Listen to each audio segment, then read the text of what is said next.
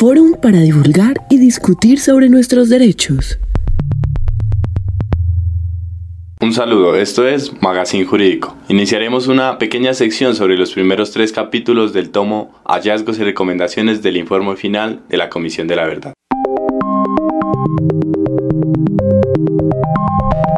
Capítulo 1. Colombia herida. ¿Cuál es esa herida que le ha dejado la guerra a Colombia? ¿Qué ha sucedido con nuestra sociedad y nuestra cultura a lo largo de estos años? ¿Cómo podemos seguir si no echamos una mirada al espejo? En el tomo de hallazgos y recomendaciones del informe final, se realizó una declaración conjunta de los comisionados en la que tratan de desarrollar el alcance de la herida que adolece Colombia por consecuencia de una guerra de más de 6 décadas. En esta ocasión, haremos una síntesis de este aplicado trabajo de la comisión. Colombia ha negado la guerra. Ha negado las víctimas, ha visto al otro como enemigo tan solo por pensar diferente, ha deteriorado su naturaleza, ha creado una cultura negativa y ha deshumanizado la guerra y justificado acciones violentas y degradantes. Colombia fragmentó la visión de su vida, la guerra fue vivida por una gran parte de la sociedad como si fuera de otros, se actuaba como si nada pasara, como si las vidas que se perdían y las penas que producía la guerra fueran algo normal. Incluso se llegó al punto no solo de negarlas, sino de justificarlas.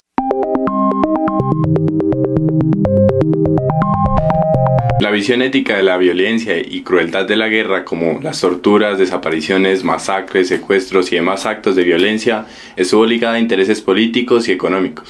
Lo bueno y lo malo, la crítica o defensa, estaba supeditada a lo que se consideraba útil para esos intereses. Se impulsó la existencia de un enemigo porque el dolor y el sufrimiento se encauzaba a esos intereses. Incluso el dolor empático era selectivo, no todos los afectados merecían el mismo criterio moral. Se descalificó al otro, se le desnaturalizó y despreció para justificar cualquier acción en su contra o cualquier acto que se orientara a su eliminación, sin importar que se vieran afectadas personas y grupos no beligerantes, ajenos a las motivaciones que suscitaron el conflicto.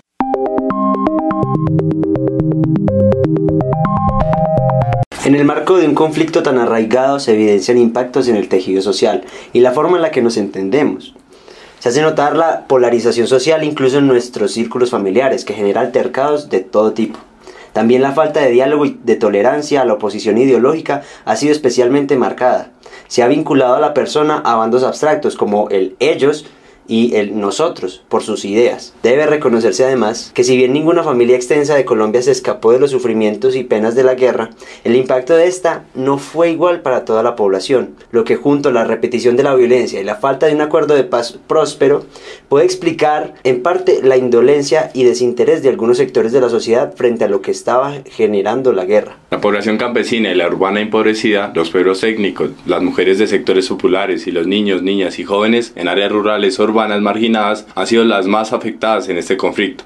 Según la Unidad para las Víctimas, el 48.9% de las víctimas son mujeres, el 18.1% pertenece a pueblos étnicos, el 22.1% tiene entre 0 y 17 años y el 22.7% está entre 18 y 28 años. Con la guerra, las víctimas y la sociedad vieron frustrados sus proyectos de vida y a su vez se trazó un duro camino para las generaciones presente y futuras de niños, niñas y adolescentes que pervivieron a la guerra. La Comisión advierte que el futuro es de las nuevas generaciones y por eso es necesario realizar duelo colectivo, pues la identidad de estas ya está marcada por los hechos de la violencia. La cuestión está en la forma en que lo vayamos a tratar. Esta comisión mira también las marchas del 2020, reconociendo el dolor sufrido, pero también que han mostrado que esta generación no quiere mantener la guerra. Por el contrario, tiene esperanza y trata de tramitar sus reclamos con el arte y la protesta. La guerra con violencia y horror quebró no solo la parte psíquica de nuestra población, sino también sus culturas. La estrategia del temor degradó la espiritualidad que acompaña a muchas culturas. Esto lo provocan, por ejemplo, el arrojamiento de cuerpos a los ríos, las casas de pique. Además, los criterios de discriminación histórica por el color de piel aumentaron, desencadenando sobre las víctimas el sometimiento a un contexto en el que también tomaron parte de las violaciones a los derechos humanos. O sea, que pasaron de ser víctimas a victimarios. Hay que resaltar que las prácticas de la guerra también acabaron y deterioraron los ecosistemas que nutren al país. se tomó como una fuente de explotación y nada más, desconociendo su real valía como fuente de vida y la relación y la identidad profunda del mundo campesino y de los pueblos étnicos. Por último, es trascendental el realce de la actitud política de la población colombiana. Se destaca que fue esta la que impulsó el cambio incluso en épocas de guerra cruda. Es digna de ejemplo la acción de todos quienes, como combate al silencio impuesto, lucharon por sí mismos y por todos, buscando unas mejores condiciones de vida. Es lamentable la situación extrema y las consecuencias extremas que han sufrido quienes levantaron la voz. Este es un reconocimiento que debemos hacer y un cambio que urge en Colombia.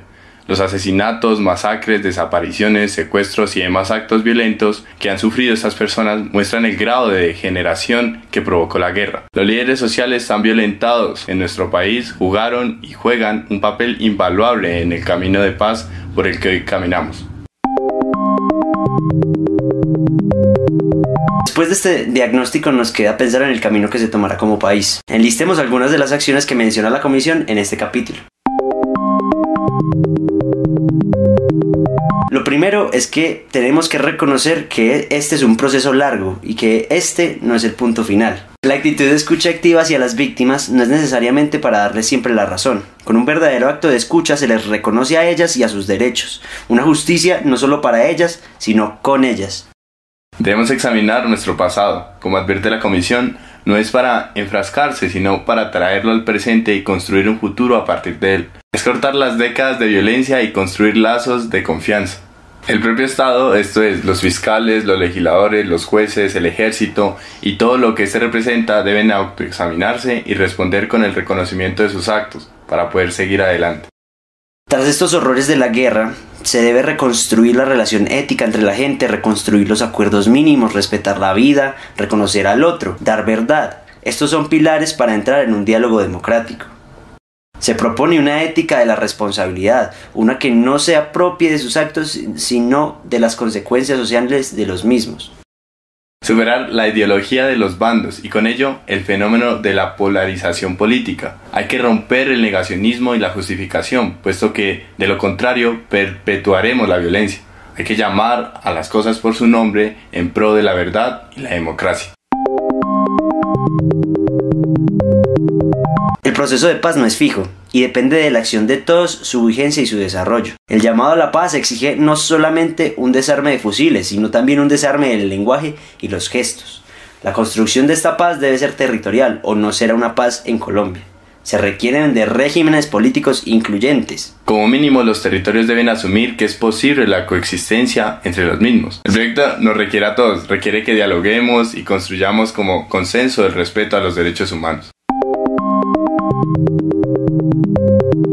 Esto fue Magazine Jurídico, gracias por escucharnos. Estén atentos a nuestras redes sociales para los próximos contenidos, donde abordaremos el segundo y tercer capítulo del presente tomo. Gracias por escuchar Forum.